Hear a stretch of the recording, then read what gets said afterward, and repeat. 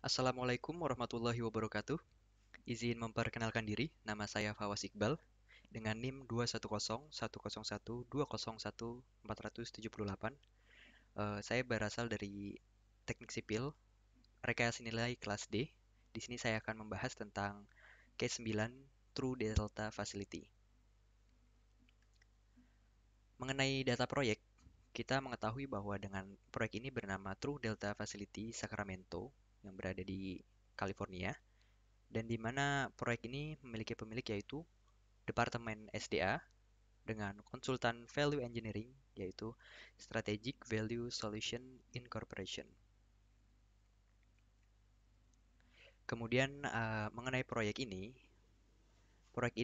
memiliki alternatif untuk pembuatan kanal preferal yaitu adalah kanal tambahan yang dimana kanal ini akan membuat jalan pintas air di Delta Sacramento dan juga Sungai San Joaquin. Agar apa? Eh, agar air sungai langsung ke bagian ke selatan dari Delta Sacramento. Kemudian ada juga tujuan proyek dari proyek True Delta Facility ini, yaitu adalah untuk mengurangi salinitas di Delta Selatan dengan mengurangi intrusi air laut. Kemudian kita akan membahas tentang konsep dari proyek True Delta Facility ini, di mana konsep pertama terdapat di struktur asupan baru di HUD untuk menarik 4.000 CD Sungai Sacramento. Kemudian ada konsep proyek yang kedua itu adalah asupan baru tersebut memiliki fitur bypass ikan dengan struktur rak sampah. Dan yang ketiga itu adalah pompa yang akan dibangun untuk menarik 4.000 CFS. Ada juga konsep proyek keempat yaitu air dikirim dari HUD dari sungai Mokelumne dekat pertemuan dengan Snodgrass Sluh oleh Kanal Biru. Dan di mana konsep proyek kelima itu adalah di ujung hilir kanal adalah struktur outlet yang mencegah ikan berenang ke stasiun pompa. Di sini sudah dicantumkan dan diberikan biaya awal proyek sebelum value engineering yang di mana barang, umum mobilisasi dan demobilisasi dan biayanya sekitar $8.736. Ada juga struktur inlet yang memiliki biaya $43.948. Ada juga stasiun pompa yang memiliki biaya $58.814. Kemudian ada kanal TDF dengan biaya $87.420. Ada juga sifun dengan biaya $13.790 dan jembatan sebesar $33.751. Nah, ada juga outlet dan struktur lain sekitar $3.941 dengan subtotal $250.400. Kemungkinannya biaya adalah 160 dolar. Ada juga total 560 Ada juga pembulatan totalnya menjadi 360.000 dolar. Di sini ada tujuan diadakannya VE, yaitu adalah menentukan teknis rencana yang diusulkan terhadap dampak perikanan di sungai tersebut. Kemudian yang kedua adalah memberikan kriteria yang relevan untuk desain dan konstruksi proyek. Dan yang ketiga adalah memberikan kriteria yang relevan untuk operasi. Di sini ada pre-workshop, yaitu pengumpulan dokumentasi terbaru tentang pengembangan proyek. Ada juga yang kedua adalah workshop, yaitu fase informasi, analisis fungsi, kreatif, evaluasi, pengembangan, dan presentasi. Kemudian di tahap ketiga itu adalah menyiapkan value engineering dan berkoordinasi dengan DWR untuk membantu mereka membuat keputusan mengenai mengganti alternatif. Kemudian di sini ada metode value engineering yang dimana melalui hasil workshop yang tadi kita sudah bahas, dengan diagram phase didapat disimpulkan bahwa misi proyek ini untuk memenuhi record of decision dari DWR. Proyek ini tidak ada kendala yang perlu dibebankan di mana untuk mengidentifikasi dan mengejar solusi kreatif dapat dilaksanakan untuk peningkatan nilai. Dalam diagram FAST terdapat fungsi dasar yaitu meningkatkan kualitas air dan juga melindungi ikan. Fungsi sekunder utamanya yaitu adalah mendukung fungsi utama yang tadi sudah dibahas, mengurangi salinitas, mengurangi predasi, dan menghindari keterlambatan migrasi. Di sini kita dapat melihat fast diagram yang telah dihasilkan dari value engineering. Terdapat dari sisi kanan ada sisi how, yaitu yang tadi sudah kita bahas. Fungsi utamanya itu adalah protect fish, yaitu melindungi ikan, dan improve water quality, yaitu mm, meningkatkan dan menjaga kualitas air yang ada.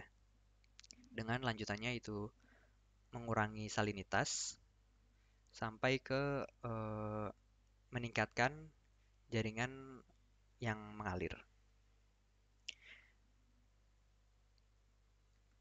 Kemudian di sini kita akan membahas alternatif CF4, di mana mengalihkan hood membuka saluran ke low slope dengan pengeruangan sejak kaki. Dengan mengalihkan 4.000 CFS air dari sungai Sacramento dan dilepaskan di South Fork dari sungai Mokelumne di Beaver Slough. Yaitu alternatif ini memiliki alternatif yang mengurangi jejak pengangkutan dan mempersingkat saluran. Kemudian kita akan membahas alternatif CF10 yang dimana struktur pengambilan di utara Walnut Grove Lock dengan melibatkan asupan 4.000 CFS di hood dengan pembuangan ke South Fork dari sungai Mokelumne dekat Beaver Slough.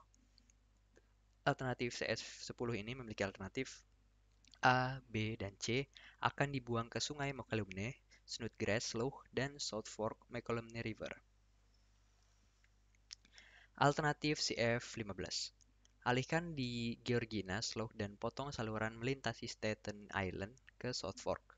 Mengalihkan 4.000 CFS air dari sungai Sacramento di Hood dan dilepaskan di South Fork dari sungai Mokelumne di Beaver Slough.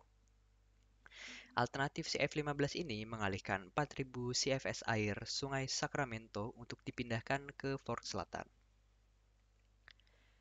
Kemudian kita juga akan membahas tentang alternatif CF19, yang dimana mengalihkan lokasi dan mempertimbangkan kapasitas hilir saluran penerima pada lokasi. Di mana alternatif CF19 ini memiliki keuntungan desain standar yang terjamin, pemeliharaan lanskap existing. Alternatifnya adalah menyediakan pengalihan di beberapa lokasi yang memiliki kombinasi pengalihan kapasitas hingga 4.000 CFS. Alternatif DF01. Peningkatan kapasitas pengalihan dari delta cross channel dan penambahan V-screen yang menjaga struktur penting di sisi tanggul yang kering. Alternatif DF1 ini menjaga ukuran yang kecil dari V-screen dan untuk melindungi stasiun pompa dari banjir. Kemudian kita juga akan membahas tentang alternatif DF27 dengan menyediakan head gates di sisi tanggul sungai dan meletakkan struktur intake. Nah, di sini menjaga struktur penting di sisi tanggul yang kering konsisten dengan desain garis aliran, di mana alternatif di DF27 ini adalah menjaga ukuran yang kecil dari V-screen untuk melindungi stasiun pompa dari banjir. Kemudian yaitu adalah strategi lingkungan. Strategi ini mencakup pertimbangan sumber daya yang melalui pendekatan memenuhi Undang-Undang Kualitas Lingkungan California dan juga Undang-Undang Kebijakan Lingkungan Nasional. Elemen daripada strategi lingkungan tersebut yaitu adalah mempertimbangkan pendekatan bertahap untuk ketaatan lingkungan, tentu saja dengan undang-undang yang sudah ada tadi, dan juga mengkonfirmasikan bagian saluran lintas delta akan dioperasikan melalui kegiatan sebelum konsultasi kepada publik tersebut. Di elemen strategi lingkungan ini, kita mendapati biaya total dari mobilisasi dan keuntungan umum dengan patokan harga 12%, 12% yaitu $36.583.402.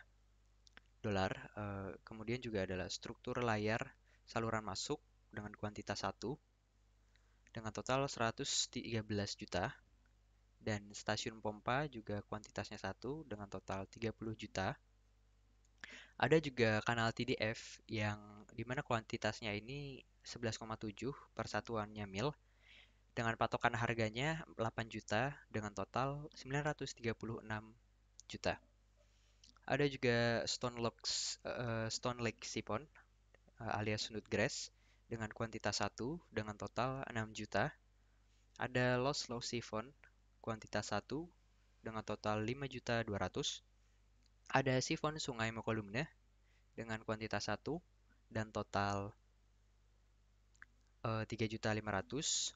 Ada juga HWY dengan bridge dengan kuantitas 1 dengan total 8.520.683. Dan jembatan Lambert Road dengan kuantitas 1 dengan total $6.800.000. Dan juga jembatan Jalan Kota Kembar dengan total 6.100.000. Ada juga jembatan Lawfare kuantitas 1 dengan total 6.100.000. Jembatan Jalan Walnut Grove dengan kuantitas 1 total 6.100.000. Dan yang terakhir adalah outlet dan struktur-struktur lainnya yang dimana totalnya uh, berjumlah 19.941.000. Dengan subtotal 341.445.085, kemungkinannya 30% sehingga 102.433.525 ditambahkan menjadi total perkiraan biayanya yaitu 443.878.610. Nah, karena kita sudah melakukan VE, di sini ada biaya setelah value engineering-nya dengan nomor alternatif CF4 yang memiliki deskripsi melakukan pengalihan saluran dari hood ke low slow dengan mengurangi jarak total saluran. Biaya modalnya terdapat yaitu $358.936.000. Kemudian ada nomor alternatif CF10A yaitu struktur pengambilan di utara Walnut Grove, lok pipa ke Sungai Mokelumne 2 Sifun 3 jembatan. Dengan biaya modalnya adalah $389.861.000. Ada juga CF10 yang B, di mana struktur pengambilan di Walnut Grove Lock-nya terdapat tambahan yaitu ada kanal 4000 ke Sungai Mokelumne tanpa sifun dan tetap pada 3 jembatan. Dengan biaya modal yang lebih murah, yaitu ada pada $232.566.000. Kemudian ada CF10C, di mana struktur pengambilan di utara Walnut Grove Lock ini diganti dengan pipa 3 dan 9.000 transisi ke kanal 2,5 mil ke South Fork, Sungai Mokelumne, 3 sifun, dan di sini terdapat jembatan yang cukup banyak yaitu adalah 5.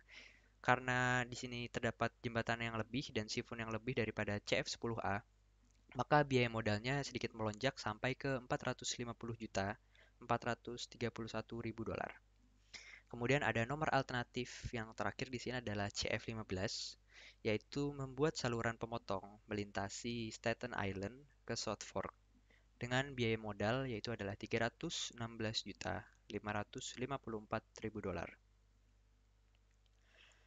Di sini kita juga akan membahas tentang alternatif tambahan yang dimana DWR telah meninjau berbagai alternatif yang disajikan dalam laporan dengan permodelan tambahan untuk menilai dampak pada pengurangan salinitas. Dan juga simpulan yang pertama itu adalah meskipun penyelarasan yang diusulkan untuk fasilitas delta merupakan solusi yang dapat dilakukan, fasilitas ini bukan yang paling disukai. Dan juga dari pihak bersangkutan merekomendasikan bahwa jika ada saluran baru yang disediakan penghalang ikan untuk mencegah atau mengurangi migrasi ke hulu. Sekian dari saya, terima kasih. Semoga dapat membantu. Kurang lebihnya mohon maaf. Wassalamualaikum warahmatullahi wabarakatuh.